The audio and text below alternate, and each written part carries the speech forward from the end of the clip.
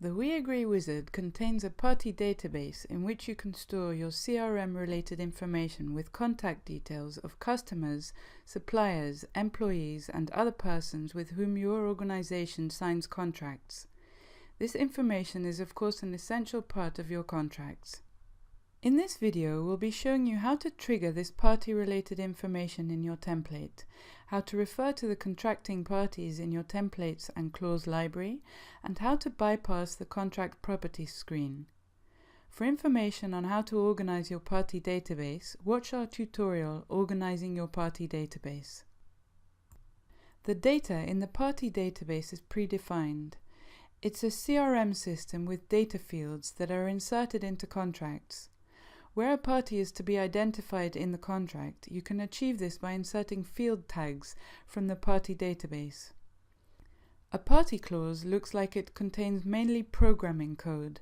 Rest assured that these somewhat cryptic tags are the only programming in the Weagree Wizard you'll come across. Simply inserting the tags related to a contracting party will trigger the Weagree Wizard to ask the user to provide the required details.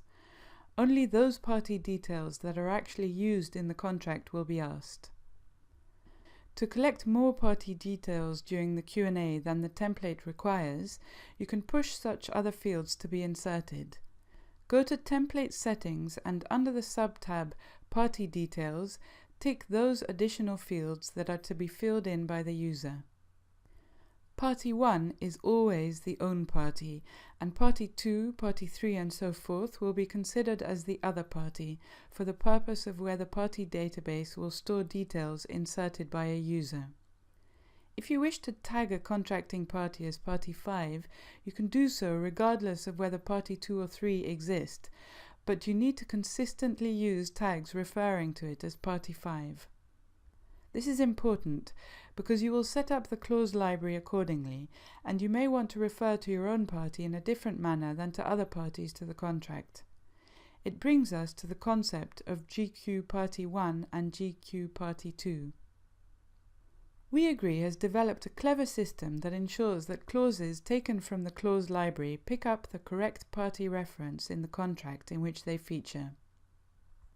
In a services agreement, for example, the licensor and licensee of a license clause picked from the clause library will be referred to as the service provider or customer, respectively. This is achieved by the use, for example, of the reserved tags GQ Party 1 and GQ Party 2 instead of the actual words licensor, seller, or service provider. In order to set up your contract know-how in an effective and fail-proof way, it's important to adopt this concept of GQ Party 1 and GQ Party 2. For your better understanding of the wizard, it may be worth noting here that GQ stands for Global Question. All references to GQ Party 1 and GQ Party 2 operate in combination with the template settings and with the contract house style settings. A contract house style indicates whether a contracting party must be referred to by its short name or by the functional reference. Whether such a functional reference is a seller or a service provider is identified in the template settings of each template. It follows that the tag GQ Party 1 in square brackets corresponds to the sub-tab Own Party of the database. The GQ Party 2, GQ Party 3 and other GQ parties triggered in a contract are all to be inserted or found under the sub-tab Other Party. Note that there is no space between the word party and the number. You're forced to insert the functional references, otherwise a contract will not generate. For more information on changing your contract house style settings, see the separate video tutorial on this subject matter. You may have noted that there are two user interaction scenarios by which a user can insert the party details for a contract. One scenario is via an intermediate contract properties screen, which appears before you start the questionnaire. The other scenario bypasses this contract properties screen and brings the user straight to the Q&A. As part of the global questions, the user is prompted to either select the contract party details from the database or to insert the details required by the contract.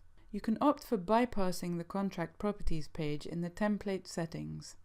Under sub-tab Parties, tick Bypass Contract Properties. The question asked during the Q&A will by default be select or insert the details of the licensor, or any other functional reference as GQ Party 102 may refer to. You can reformulate this question yourself.